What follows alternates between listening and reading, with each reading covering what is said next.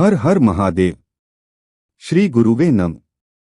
मित्रों, आज हम इस वीडियो में आराधना पर चर्चा करेंगे। शुद्ध आराधना। जब मन में दृढ़ निश्चय हो जाए तो सबसे पहले 7 प्रकार की शुद्धियों पर अवश्य ध्यान देना चाहिए कि इस शुद्धियों के बारे में कहा गया है, अर्थात साधना करते समय शरीर, वस्त्र, मन, भूमि, द्रव्य, सामग्री, न्याय पूर्वक उपार्जित धन और विधि की शुद्धता। इन 7 शुद्धियों पर ध्यान रखने से उत्तम फल प्राप्त होता है। बहुत बार ऐसा होता है कि दुखी व्यक्ति अपने साध्य दृष्टि से शीघ्र सिद्धि प्राप्त करने के लिए विधान कुछ कम होता है तो अथवा शुद्धि में वास्तविकता ना हो तब भी उसकी तरफ सावधानी नहीं रखते तथा फल सिद्धि के देखने को लालायित रहते हैं। इसी तरह के शीघ्र स्वभावी साधक को सावधान करने के लिए यह कहा का है, जैसी बिना विधि के विद्या ग्रहण कार्य संसार में नहीं किए जाते, क्योंकि विधि रहिए इन विद्याओं के ग्रहण से विधि रहित फल होता है। इसी प्रकार साधक को साधना में की विधिहीनता से कोई कर्म नहीं करना चाहिए। साथ ही पहले विधान को ठीक तरह से समझकर तब न करनी चाहिए। जिस मनुष्य ने विधान बराबर नहीं होता है वह असिद्धि से विद्या का दोष बताता है।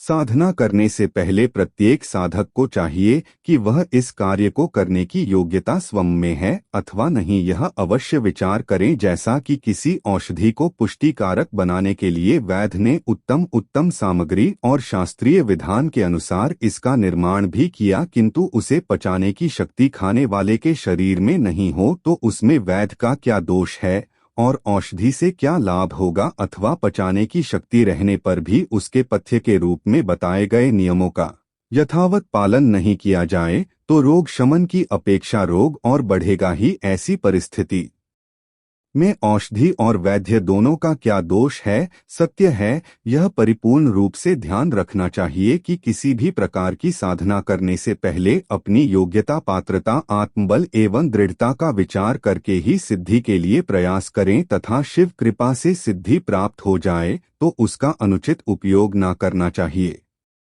देवता मंत्रों के अधीन है आथ वह साधक की पूर्ण रूपेण सहायता करते हैं, किंतु कभी कभी साधक के पुण्यों की न्यूनता के कारण जो फल तत्काल प्राप्त नहीं होना चाहिए वह उसे उस समय नहीं मिल पाता। उसका परिणाम यह होता है कि जब कर्ता साधक कुछ हताश हो जाता है, धीरे धीरे उसके पर इस प्रयास में स्थिरता आने लगती है और कभी कभी तो ऐसी स्थिति आ जाती कि सिद्धि के द्वार पर पहुंचकर भी लौट आता है।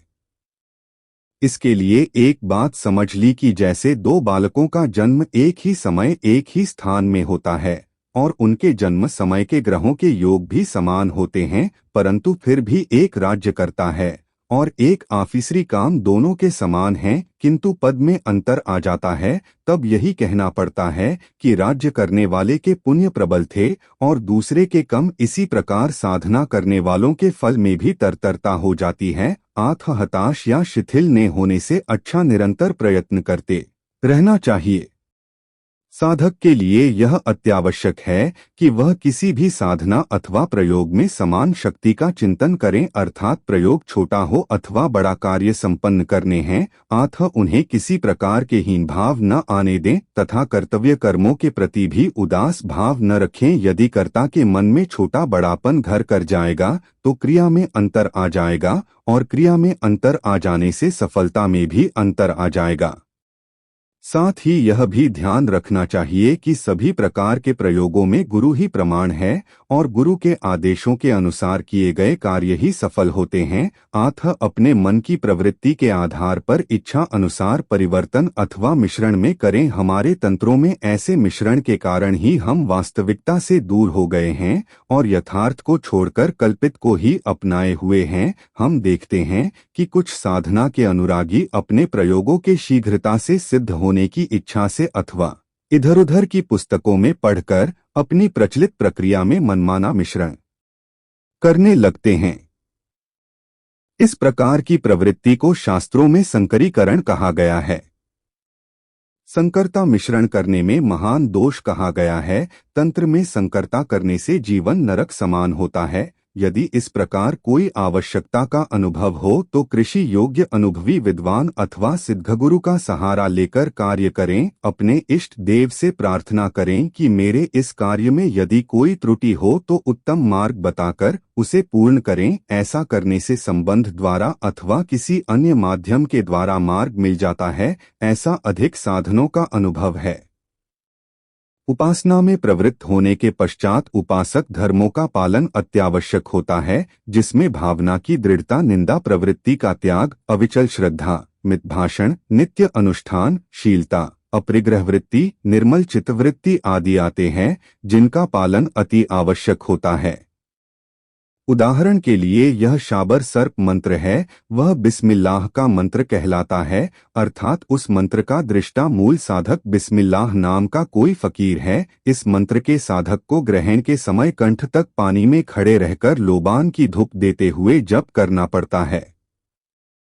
बस ऐसा एक ग्रहण में घंटा आधे घंटे के समय तक जप करने से यह मंत्र सिद्ध हो जाता है। बाद में जब किसी सर्प से डसे हुए व्यक्ति का जहर उतारना हो तो उस व्यक्ति को किसी खंभे पर इस ढंग से बांधना पड़ता है जिससे कि जहर उतारने से पूर्व है सर्प उसके शरीर में आता है और क्रुद्ध होकर ढसने का प्रयत्न करता है। कई बार इस तरह की असावधानी से मंत्र साधक को प्राणघातक प्रहार का कष्ट उठाना पड़ता है। प्रेत बाधा उतारने में भी ऐसी ही आपत्तियां आती हैं। इसके अतिरिक्त इस मंत्र के साधक को भोजन और व्यवहार में भी सावधान रहना पड़ता है, जिसमें करना पूछना निषिद्ध है। ककड़ी की को खड़ी चीर कर नहीं खाया जा सकता और रास्ते में आने वाले पानी के परिवार को लांघना नहीं चाहिए, अपितु पानी में पैर रखकर ही जाना चाहिए, अन्यथा मंत्र की सिद्धि नष्ट हो जाती है।